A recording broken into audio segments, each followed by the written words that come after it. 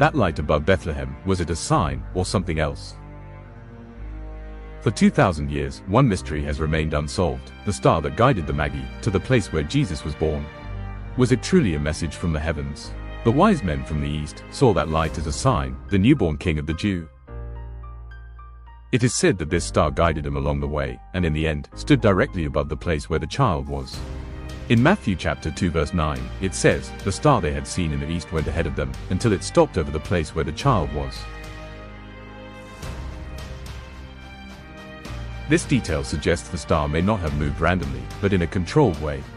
While this remains controversial, some interpretations raise the possibility of an outside intervention at a critical moment in human history. By day, a pillar of cloud; by night, a pillar of fire. In the Exodus account, the pillar of cloud and fire is described as a guiding presence during the Israelites' journey toward the Promised Land. By day, it appears as a pillar of cloud, and by night, as a pillar of fire, leading them on. In Exodus chapter 13 verses 21 to 22, we're told that the Lord went ahead of them as a pillar of cloud by day and a pillar of fire by night, guiding their path and giving them light. From a religious perspective, the pillar of cloud and fire is seen as a miraculous act of God and a symbol of His constant presence with the Israelites. According to modern interpretations, this account raises the possibility that the Israelites may have witnessed a spacecraft or an advanced aerial technology beyond what the ancient world could explain. The Revelations of St. John. In Revelation chapter 4 verse 1, the Apostle John describes a series of extraordinary visions beyond human understanding. Among them is the image of a door opened in the sky. Then a voice, like a trumpet, speaks to him, "Come up here, and I will show you what must take place after this." John is taken through this doorway, and what he sees is extraordinary. First, he sees a throne, with someone seated upon it, surrounded by radiant light. And the scene grows even more intense, as lightning, voices, and thunder burst forth from the throne. Before the throne, there is something like a sea of glass, giving the vision an almost surreal quality. And surrounding the throne are 24 smaller thrones, with 24 elders seated upon them, dressed in white, and wearing crowns of gold. John also describes 4 living creatures surrounding the throne, covered with eyes, and bearing faces like a lion, an ox, a man, and an eagle. In traditional theology, John's visions are seen as a direct revelation from heaven, and the throne of God is believed to have been shown to him.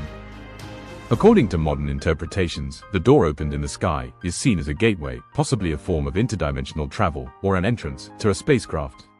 And the throne, surrounded by lightning and thunder, may represent a level of advanced technology beyond what ancient people could understand, perhaps a machine or a vehicle.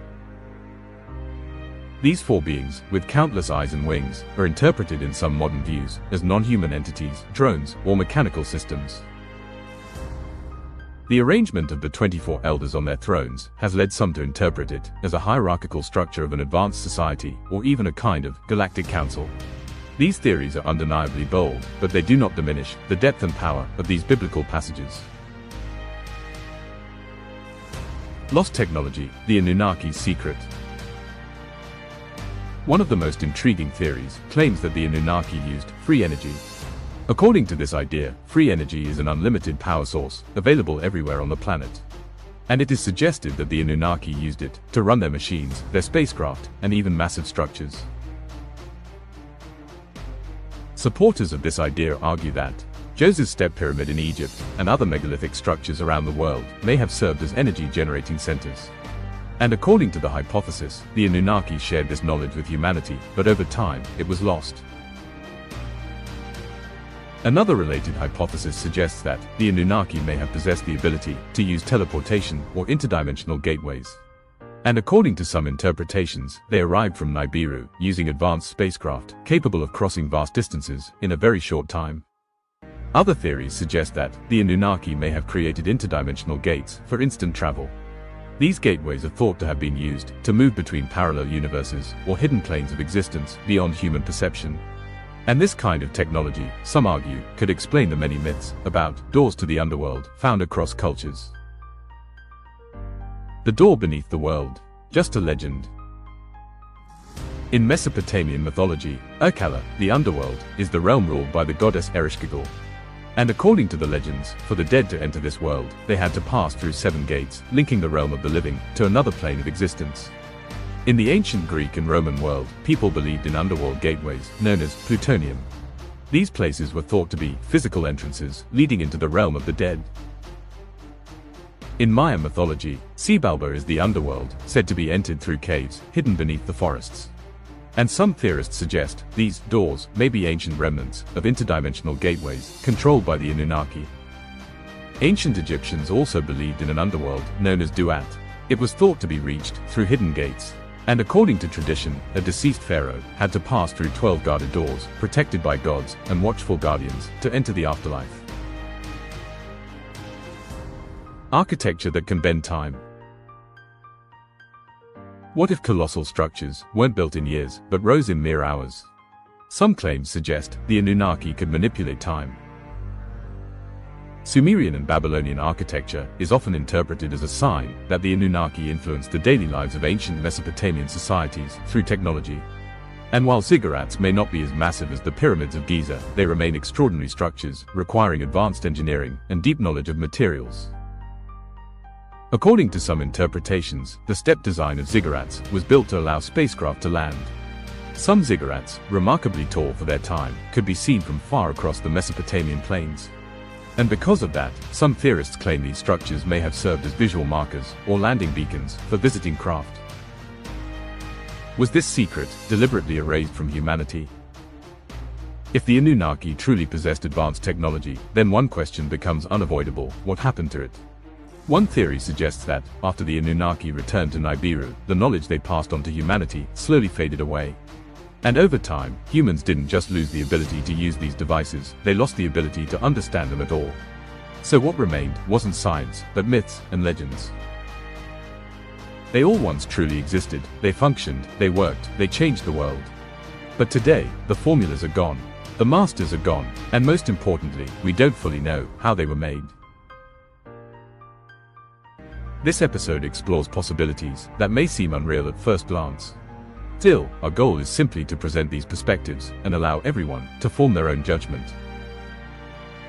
Could Antarctica be hiding secret Anunnaki remnants?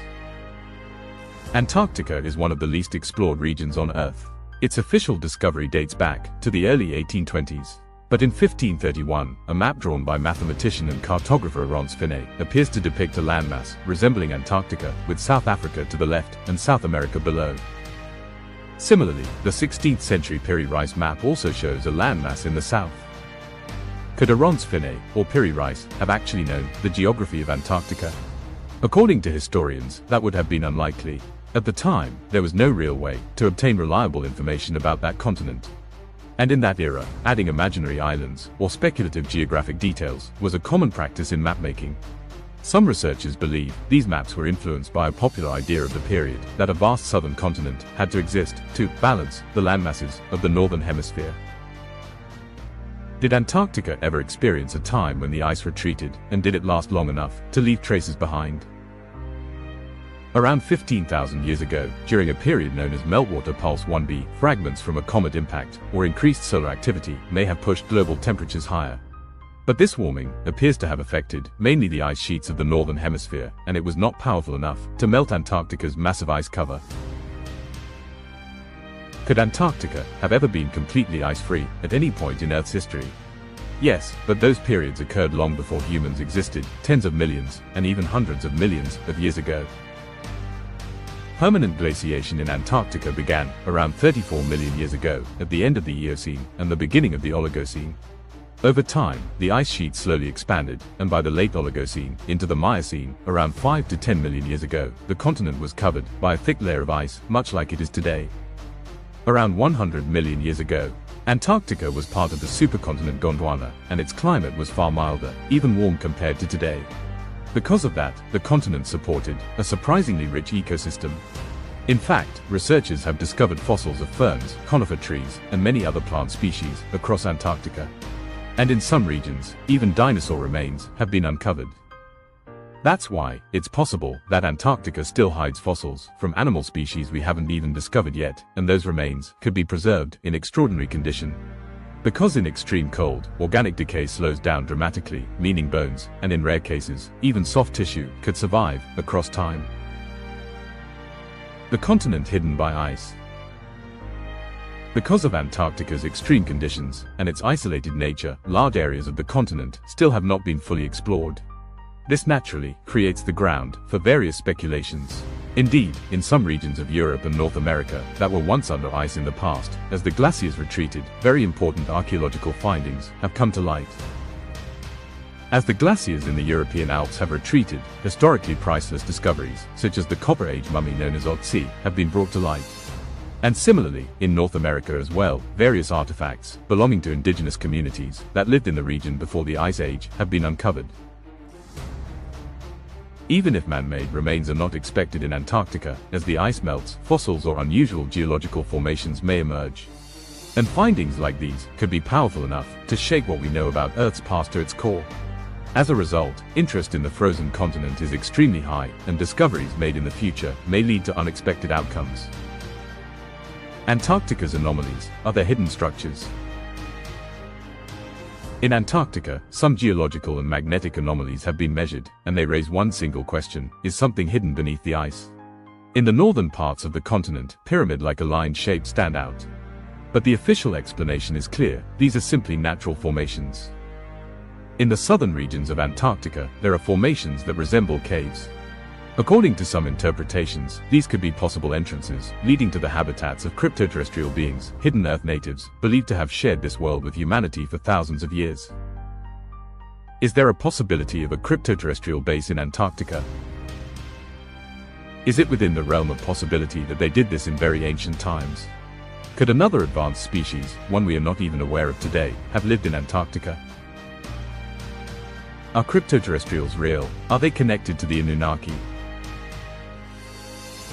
The cryptoterrestrial theory may sound like science fiction at first, but in some circles, it is taken seriously as a real possibility to explain UFO sightings.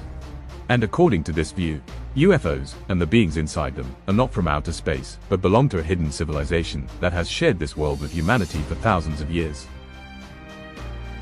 According to this approach, these beings, and the craft they use, have been on Earth from the very beginning. They may have lived in the depths of the oceans, among remote mountain ranges, or deep underground. And because their technology may be far beyond ours, they could have remained hidden, even while living alongside the planet itself. Supporters of the cryptoterrestrial hypothesis argue that the gods and spirit figures described in ancient mythologies may actually be traces of alleged encounters with these beings. And according to them, UFO sightings are not only a modern phenomenon, they have deep historical roots, stretching far back into the past. On the other hand, those who believe the Anunnaki were extraterrestrial claim that most of them left Earth, but that a small number may have stayed behind. And if that's true, could the cryptoterrestrials, the hidden civilizations said to live on this planet, actually be the Anunnaki who never left? In some entity reports linked to UFOs or similar phenomena, cryptoterrestrials are described as wearing tight, shiny, or even light-emitting clothing. In other accounts, these beings are portrayed as larger than humans, almost gigantic figures.